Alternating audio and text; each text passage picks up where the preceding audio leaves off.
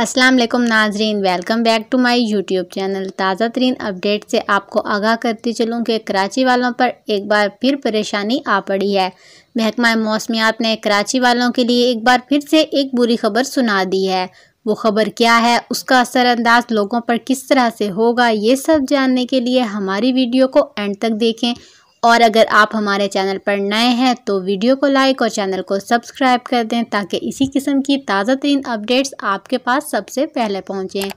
तो नाजरीन, आपको बताते चलूं कि बारिशों का जो स्पेल कराची में पिछले एक हफ्ते से दाखिल था, जिसकी वजह से तूफ़ानी और सैलाब का खदशा था और बहुत से इलाके ज़ेरे आब भी आए। आज उसका आखिरी दिन है, जिसकी वजह से आज रात बहुत तेज़ बारिश होगी और पहले से ज़्यादा नुकसान का अंदेशा है।